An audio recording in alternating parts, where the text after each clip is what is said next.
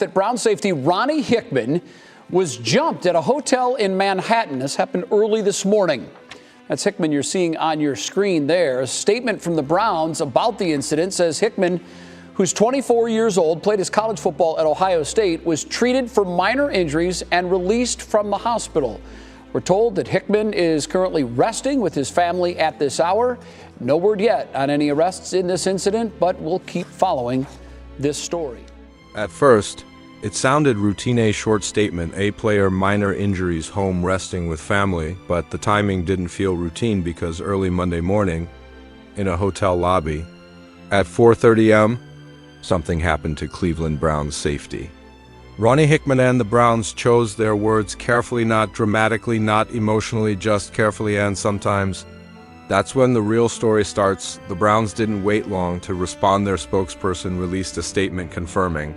It's been reported that statement from the Browns spokesperson said safety Ronnie Hickman was a victim of an assault early Monday morning at a New York City hotel. Ronnie was treated for minor injuries at an area hospital after the incident was later released, and he is at home resting with his family. Now, the New York Post also released an article. This is what they said. They stated Cleveland Browns star safety Ronnie Hickman jumped at a trendy Laurel East Side hotel in New York City. That Ronnie Hickman had been a victim of an assault early Monday morning at a New York City hotel. He was treated for minor injuries at a local hospital, later released, now resting at home with family. That was it. No extended explanation, no timeline clarification, no added context, just confirmation, which in the NFL is often the point because teams understand something most people don't. The first version of a story becomes the version that sticks, not because it's complete, but because it's controlled, and control matters according to reports referenced in the transcript. The incident happened shortly after 4:30 a.m. in the lobby of a hotel on Allen Street in Manhattan's Lower East Side. Hickman was reportedly approached by 4 individuals. A dispute broke out. Law enforcement began investigating whether those involved recognized him as an NFL player. That last detail stayed unresolved, not confirmed, not denied, just investigated, and that uncertainty changes the tone completely, because if someone recognizes an NFL player, the incident becomes targeted. If they don't, it becomes random, and those two versions carry very different implications. But there was something else happening at the exact same time, something organizational, because the Browns weren't just responding to an incident involving a defensive starter.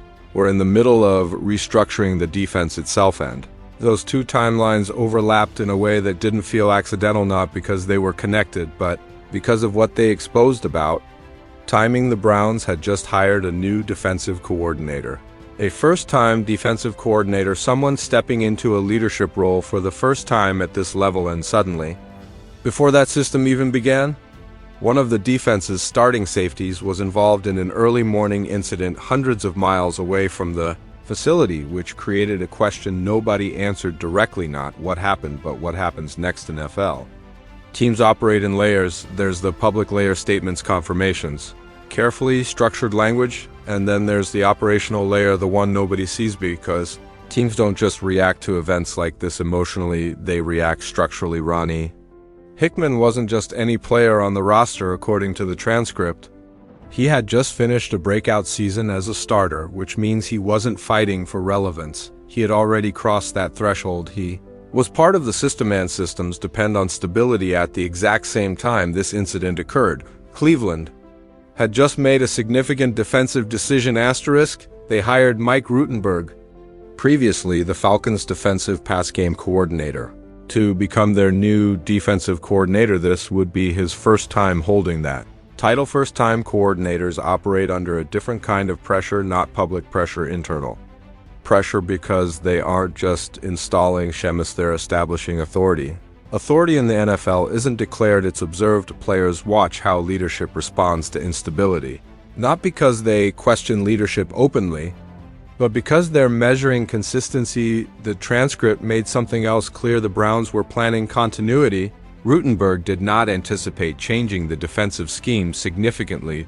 The structure was expected to remain intact, which means the system wasn't designed for disruption, it was designed for transition, and Transitions rely on predictability when something unpredictable enters the environment. Even something unrelated to football itself, it forces subtle adjustments, not visible adjustments, structural ones, because NFL organizations are constantly evaluating risk, not just performance. Risk stability, risk availability, risk predictability, risk, and when an unexpected variable appears, the organization doesn't panic, it observes quietly, because sometimes the most important decisions happen after the public stops paying attention, and that part hadn't started yet. The visible part of this story ends quickly: minor injuries, hospital visit, release, recovery at home, which creates the impression of closure, but closure in public doesn't always mean closure internally, because the NFL doesn't operate on emotional timelines. It operates on evaluation timelines. Every offseason is a recalibration. Every player re-enters a system that's slightly different than the one they left. New coaches, new expectations, new observations, and first-time defensive coordinators enter those environments with incomplete information, not about schemes, about people, because leadership isn't just about installing coverage systems or designing pressure packages. It's about understanding reliability patterns, and reliability isn't measured in isolated events, it's measured in response: how quickly normalcy returns, how quietly distractions disappear, how stable the system remains afterward. The transcript referenced something else that matters: the Falcons' defense, where Rutenberg previously worked, finished second in the NFL in sacks, which means Cleveland didn't just hire a coach, they hired momentum, and momentum depends on continuity, which means the early phase of this new defensive era wasn't supposed to include unexpected off-field variables, not this early, not before the system even stabilized. That creates a quiet kind of pressure, not pressure on the player, pressure on the structure base. New leadership inherits existing variables, it doesn't create them, and the first few months of a new coordinator's tenure often determine something subtle but permanent, not scheme, identity, authority, identity, which is built through consistency, not reaction, and consistency becomes harder to establish when uncertainty appears before the system even begins. So the real question was never about the incident itself, it was about timing, because timing determines how organizations respond, and Cleveland's response remained controlled, measured, minimal, which suggests something important, not about what happened, but about what they chose not to expand on, and that choice might matter more later than it did in that moment. Most NFL stories fade faster than they begin. A statement appears, an update follows,